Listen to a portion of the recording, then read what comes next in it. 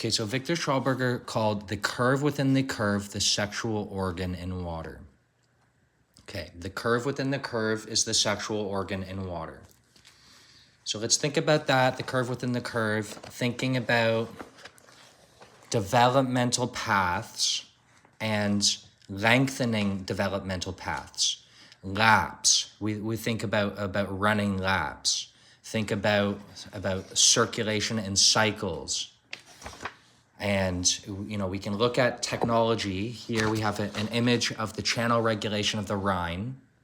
And we see what technology does is technology, science manipulates nature to accommodate technologies, you know, to accommodate the boats and whatnot, right? This long lengthened developmental path of the Rhine was straightened out in order to allow for the transport of, you know, whatever the economy is producing.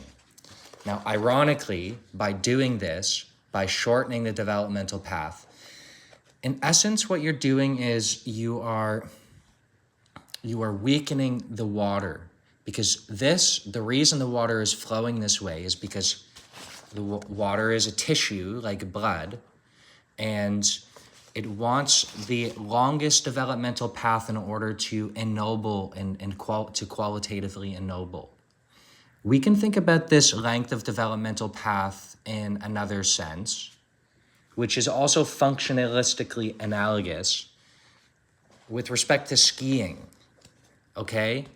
So in order to become a very high level, say a level 4 ski instructor, the highest level of ski instructor, they say you need mileage, okay? This is another way of thinking about developmental path. This is mileage in skiing would be how many hours and runs did you clock in a given season, and the number of hours and runs that you clocked and the difficulty of those terrains is going to dictate your own qualitative ennoblement as a skier. And this skier, he is blood, he is water, and he moves in his level 4. If anybody who's ever watched a level 4 skier bouncing down the mountain, he is like a drop of water. He or she is like a drop of water in their physical expression. And skiing is really physics and metaphysics. It's both. Here, what we have done from the technological point of view is we put nature in a straitjacket so that we can ride her, and we can transport all of our spoils over her weakening blood, because when the skier is forced to move in this fashion instead of this fashion, well, his developmental path has been shortened considerably. And so the skier at the end of this straightened developmental path and the skier at the end of this natural developmental path, well, what is the quality of one and the other? What will be the quality? This is an analogy here, because this is also, this path here, this is the quote-unquote New World Order. This is their path to sustainability and conservation by cordoning off humanity into the smart cities and stifling people's ability to explore this lengthened developmental path, which is absolutely fundamental to the individual's experience, peak experience, and finding one's own individual peak experience, to in essence find one's own religion. So I'm going to take a little tangent here and read something from Maslow's Religious Values and Peak Experiences. The core religious or transcendent experience. And the reason I'm reading this is because I want to illustrate a couple things. First, I like to illustrate that what we are talking about with Victor Schauberger technology are the outcroppings of transcendent experiences. And these are seeds, these pages, these leaves, the seeds, the ideas, the patents that Victor Schauberger as one of many examples of very wise men and women, these seeds, they left them behind for us to water and grow. And they are their physical sort of droppings from their own transcendent experience.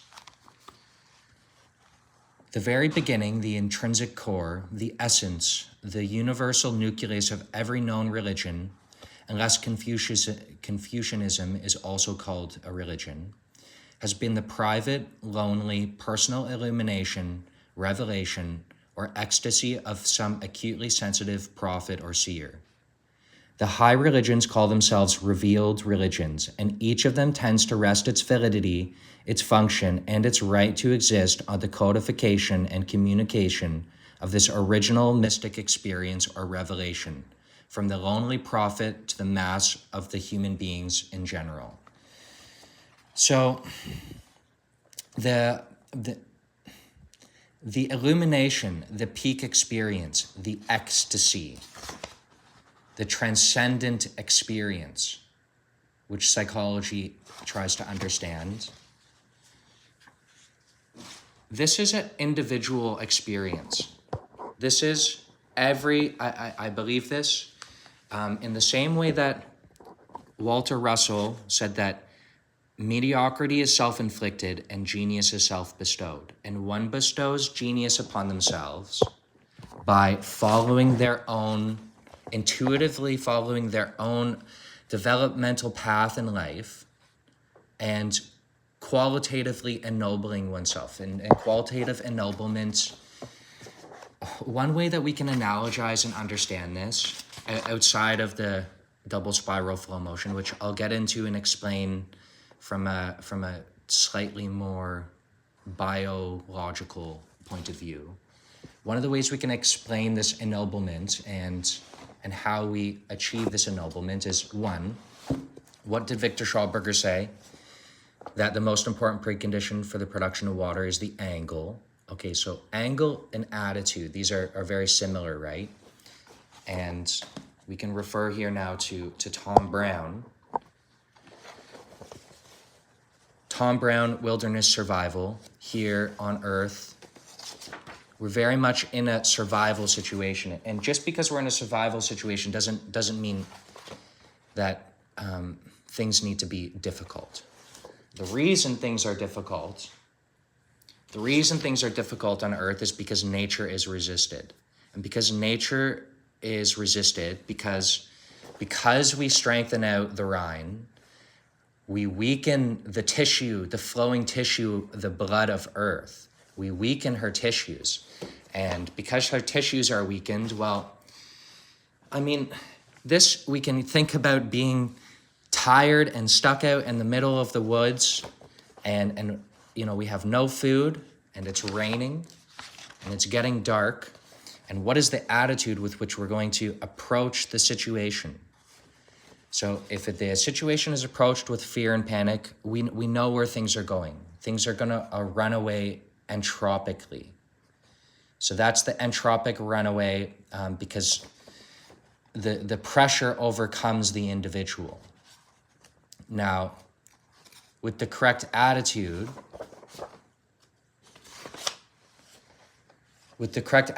one can find comfort even in the middle of the woods. And this involves doing something and not complaining about the situation, which from a zoomed out point of view, we can look at the situation here on Earth, the technological situation, the sociological situation, medical, all down the line. And we can get stuck in the fear and panic and like what's going to happen? What are we going to do about all of this? Or we can have the correct attitude and, you know, make something out of this negative situation.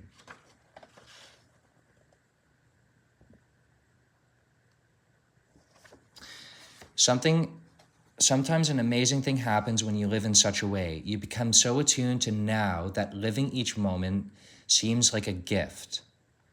And this sense of gratitude over each gift can lead to such joy that your spirits are uplifted and you find a reserve of strength that you didn't know you had. It's called Murr called it a second kind of life, available only in emergencies.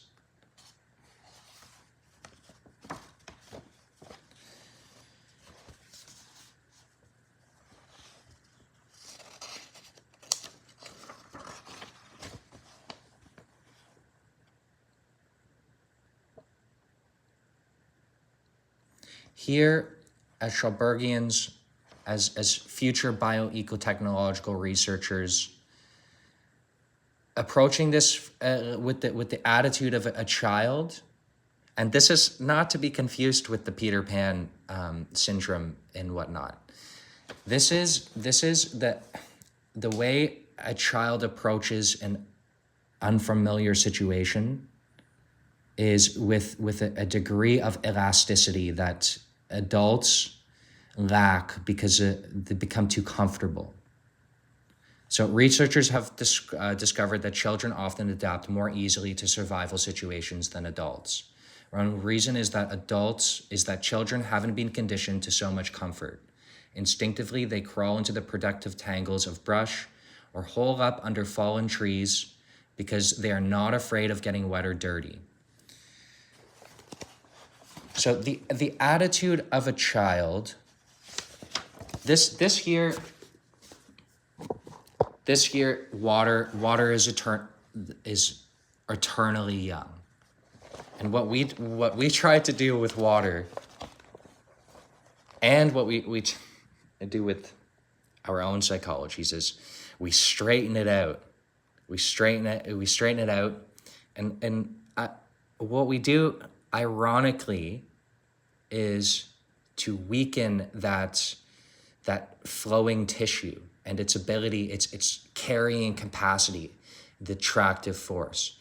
So we try to carry more over the straightened stream, more transport, more economy, but really what this does is the beginning of the economic cycles of the business cycle, right? This is what actuates the business cycle, because this is what actuates entropy. This flow, this is nature's way of actuating her negative entropy and ennobling her blood of the earth, her water, such that it has a high carrying capacity and a high tractive force. This water is nourishing. It's nourishing the banks of the river. This is a world of overabundance. The overabundance will need to be tempered. In this world, because you have an overabundance, the need for crime, for theft, for example, well, why do you need to steal when everything you need is already there? And everything is already there because now, as a species, we are moving the blood of the earth, this tissue, in machines, which builds her tissue up. We're building her tissue up and qualitatively ennobling her tissue. We're giving her tissue structure, right? Okay, I'm doing the flipping through thing here again, but I am looking for something in particular.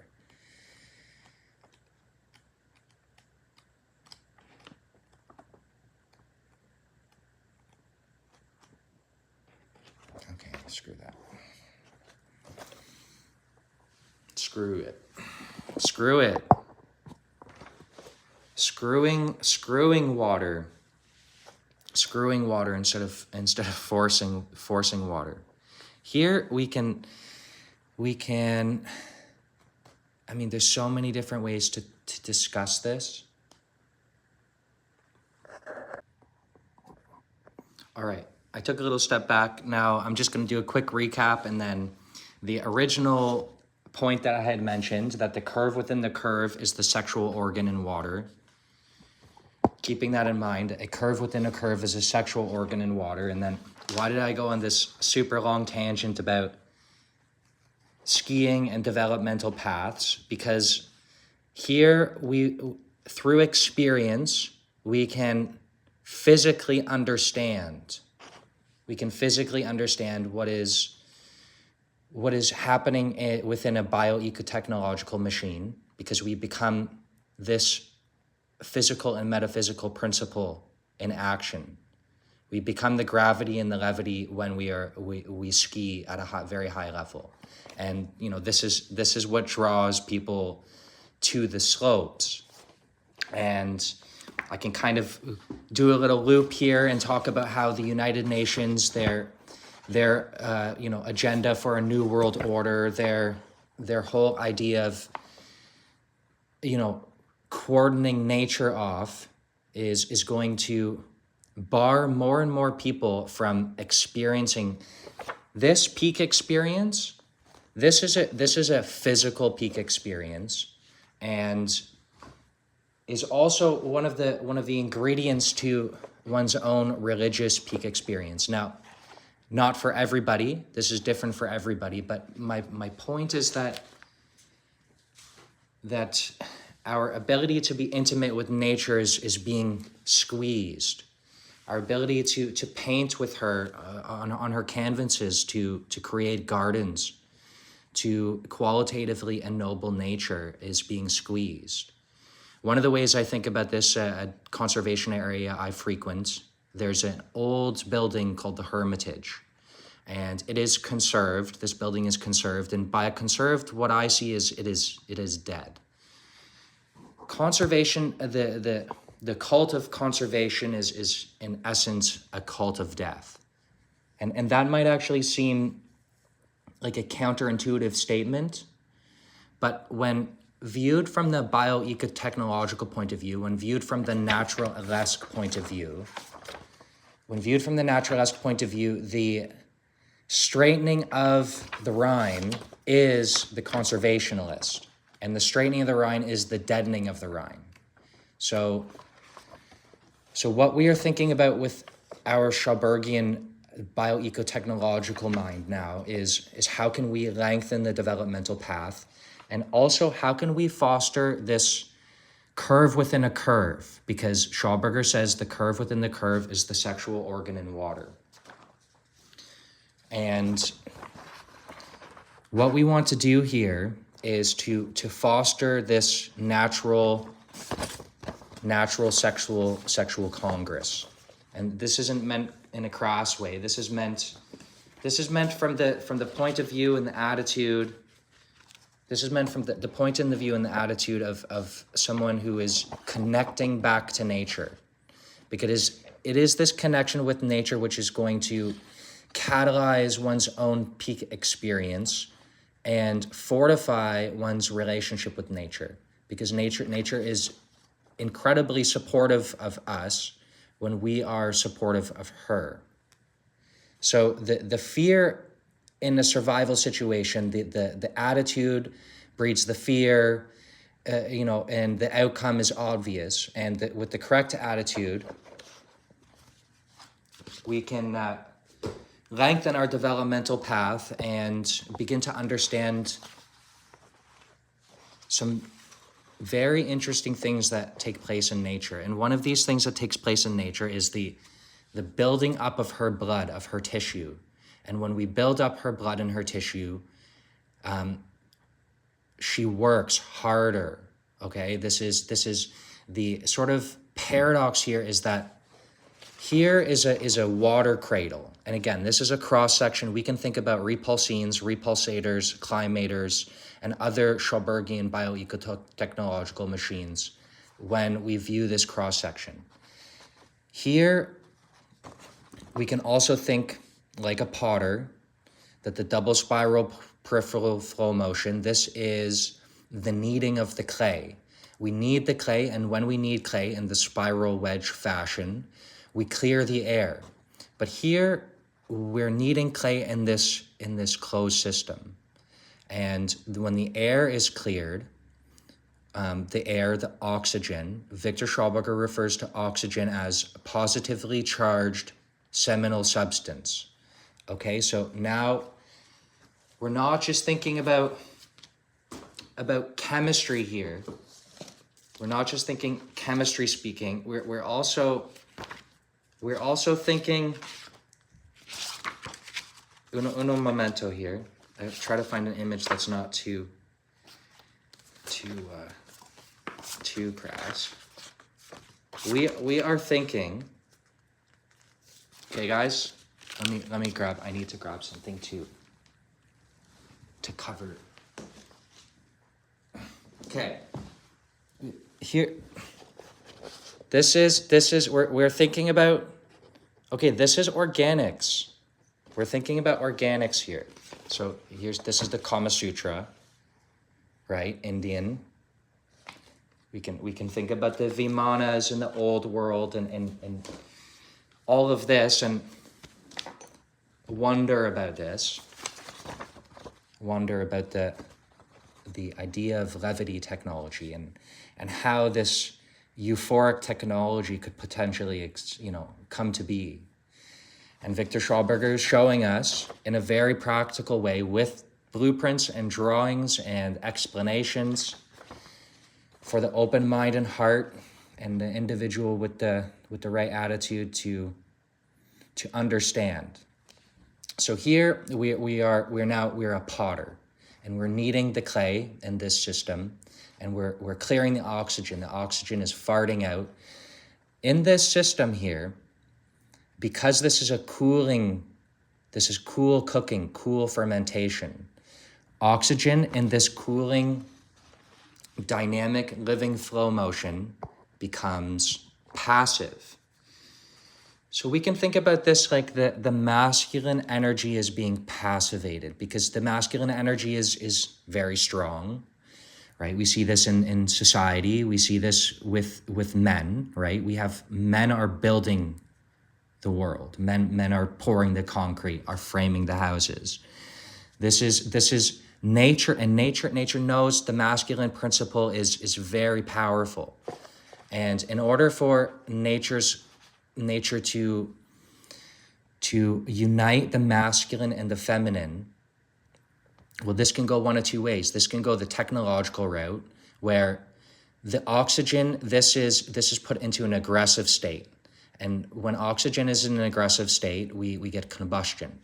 So this is the opposite scenario, where oxygen is put into a passive state through the cycloid spiral, cooling positive temperature gradient.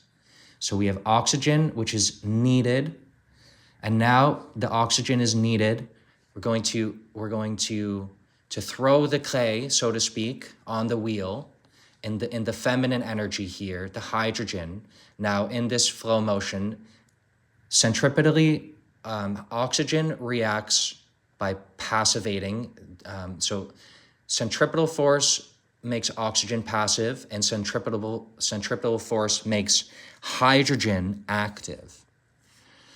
So now what we have is the feminine is active and the oxygen is passive. And there's a binding and emulsification. And this is the procreative act in a very simplified form and explanation. The pacification of the masculine energy and the activation of the feminine energy through the predominance of centripetal motion is what gives rise to this binding and emulsification and further growth, ennoblement, outcropping of a greater volume. So we can even imagine in this cross-section that through this fertilization of the oxygen, the seminal substance, and the germinal substance, and the germination, the germinal matter, this fertilization, there is growth. Excuse me. And this growth, I'll have a drink of water here.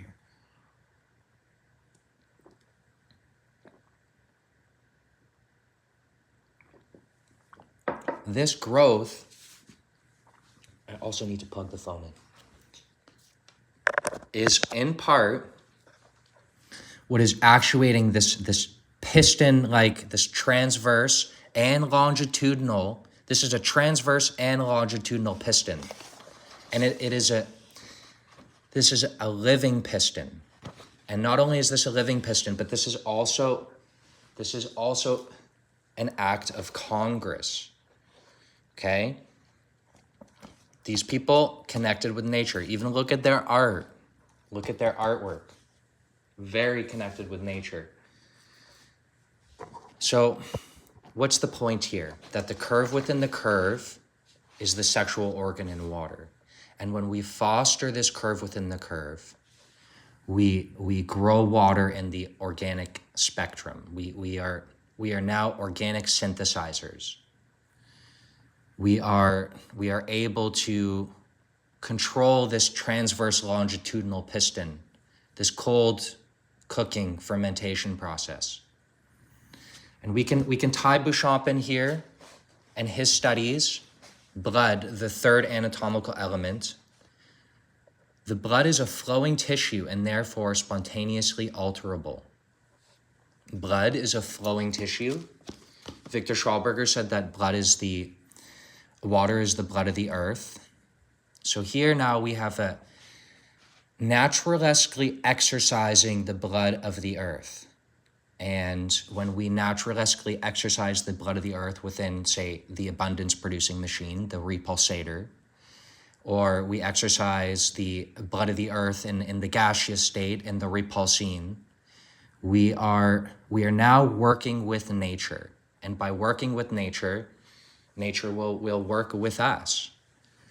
It's really as simple as that. This is a question here of the chalice and the blade, not the chalice or the blade. This is not an and or, because here's the blade. These are the blades, right? The naturalescally regulated blades now instead of technically regulated blades. Because if this were a society like now, there's a technical regulation of the needing of the masculine principle, which is making it aggressive, and this should be obvious that the masculine principle is aggressive, and so is the feminine principle. Both principles are not operating naturalesque. Here, the masculine principle, the blade is now now we're cooking, right? This is not a sword. This is a kitchen knife, and we are cooking with nature, and the chalice is, this is dinner and this is cheers. So this is a unification, a blending.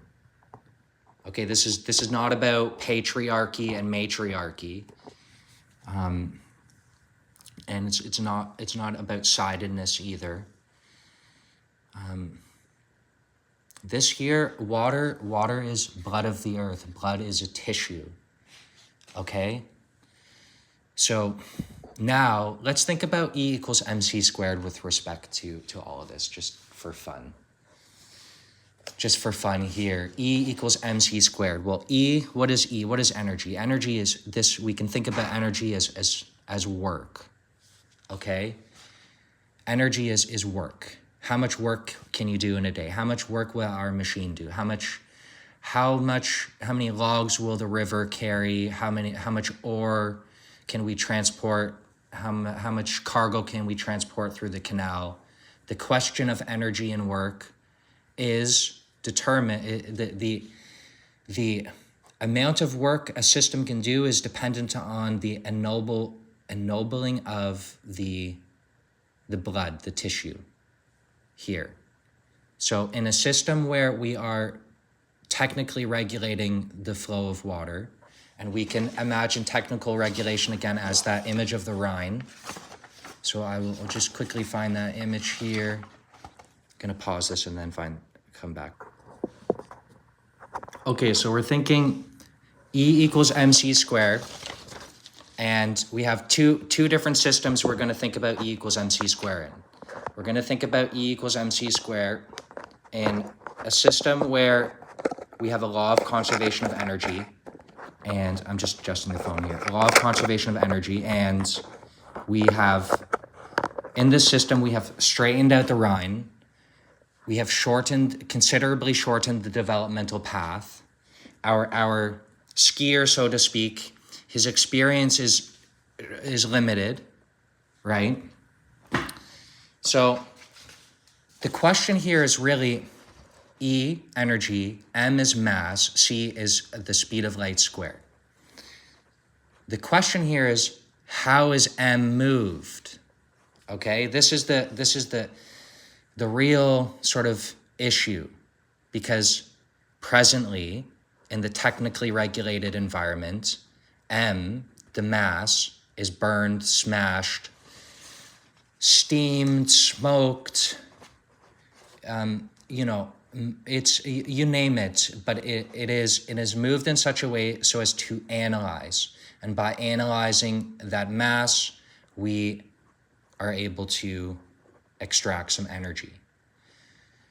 So here in this machine, if the pipe wall was technically regulated and the true double spiral flow motion, this water bearing, was negatively affected, then the amount of energy in this system, the amount of work this system can perform, is going to be limited. Part of the reason as well that it will be limited is because by moving the mass technically, I want to grab a pencil here. We can put a T here for M to the power of T for technical movement, or M to the power of N for natural movement. Because if the media of Earth is moved technically, and we can think about this here, the media of Earth, blood, is a tissue. The bandwidth with which this tissue is able to, the amount of information this tissue is able to carry is all dependent on how the tissue is moved. So we can now start to think in terms of electronics and bandwidth and fiber optics, and how do we increase the bandwidth in nature? How do we increase the carrying capacity and the tractive force in water? How do we,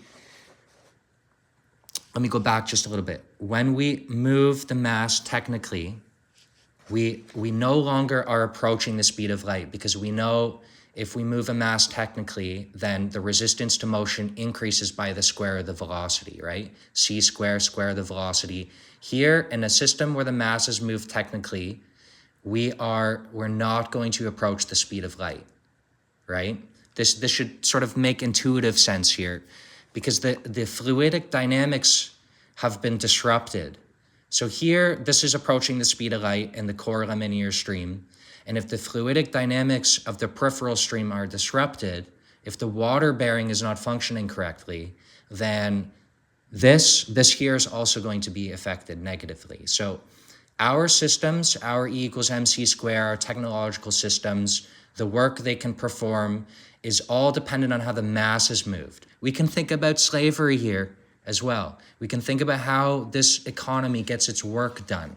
How does it get its work done? Is it through the conduction or induction? Is it through extortion, or is it through inspiration? So now, let's think about a system where the mass is moved naturally. So now in a system where we're moving mass naturally, in the Schaubergian sense, in the bioeco-technological sense, we can begin to think about how we can open up the 25 million kilowatt hours in the cubic centimeter of water and cook to the speed of light and beyond. This is a question of, here we can look at this top, and we see this top here has the rainbow. Now we can think about light. Give me a moment. I'm going to find a book here. Arthur M. Young. I really like Arthur M. Young. I think he's just a brilliant, brilliant man. In Arthur M. Young's grid, we can understand something here about light, right? Light. Potential, no mass, outside of space and time. So here, the hydrogen, highest potential, 10 to the 11 electron volts, okay? Smallest space, highest potential. Smaller the space, the higher the capacitance, okay? As we move to the periphery, so this is cold here, that's cold. As we move to the periphery, now we have the infrared spectrum. Here's the needing, the masculine, the work, okay? And these two, this cold cathode and this infrared work, these are working in tandem to throw.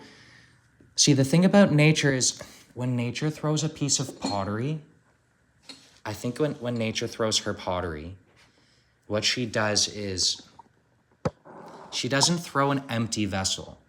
And this we can kind of think about Victor Schauberger's biological vacuum. And when we think about a vacuum, we think about an empty space, right? We think about a completely empty space. But what Victor Schauberger says is this space here, this core laminar flow, the smaller the space, the higher the capacitance, the blue-violet end of the spectrum, this cold cathode biological vacuum is actually a super potency, a super abundance. So it's almost like nature. When she throws a piece of pottery, she also simultaneously cooks the meal and fills the vessel, right? This is one way to explain the biological vacuum, that the biological vacuum is everything.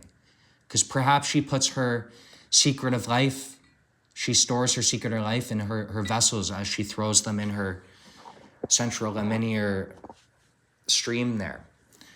In her cold cathode, her smaller the space, the higher the capacitance, the super abundance negative, this biological vacuum is actually a full table. You know, it's the dishes, the meal, and everything is all done simultaneously.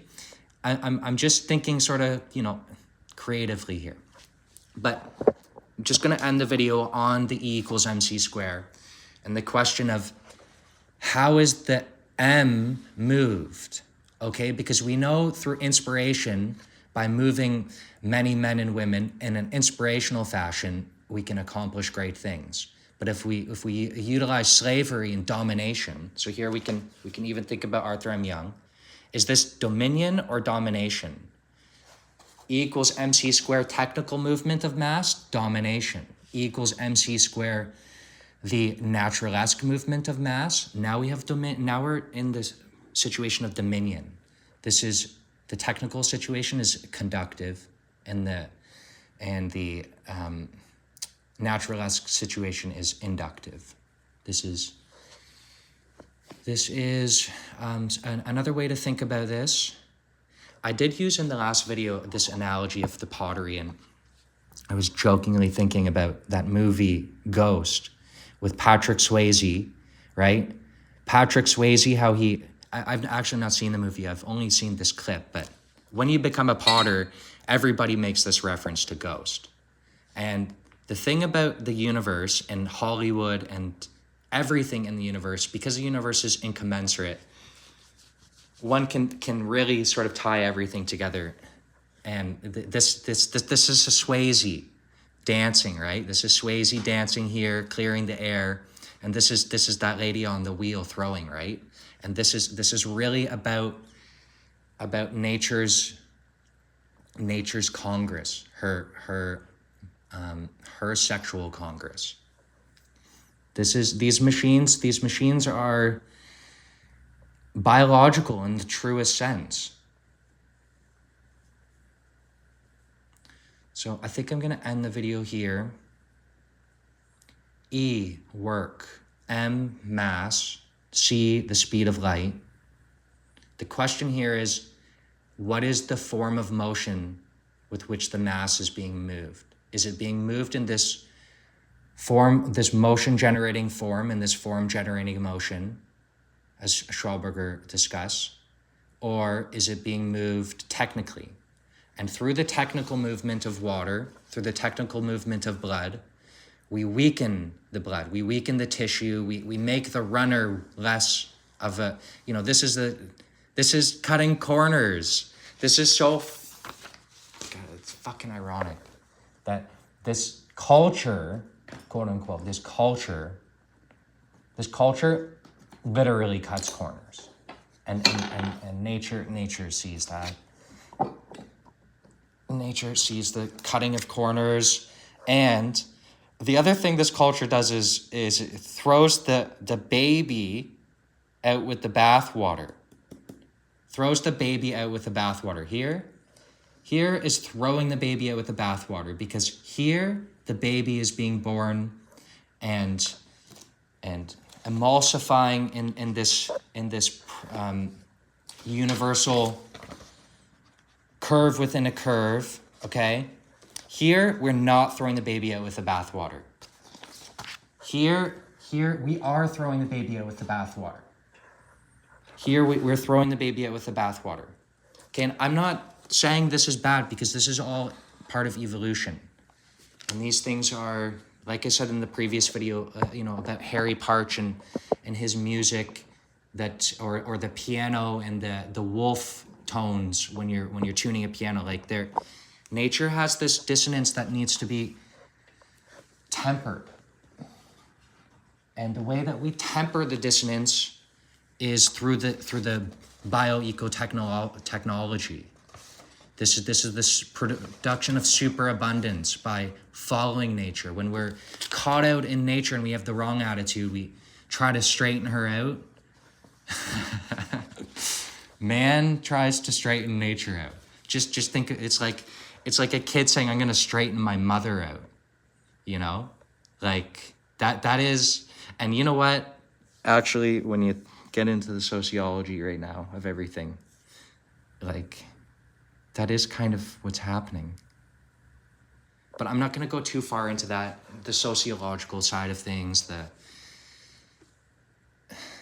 everything. This because Wilhelm Reich talked about emotional plague and the sort of anxiety and fear being built into the structure of humanity, because this is also getting into intergenerational traumas. And this all stems from how our base nature is treated. Our consciousness, our bodies, and the nature around us. And this really is, does nature shape us? Well, when we shape nature this way, she's definitely gonna shape us technically. She's gonna look at the discord. This is her mirroring us. And in this world, this is the Hamlet and the Shire, okay? And this is the ring. Is this the like from Lord of the Rings?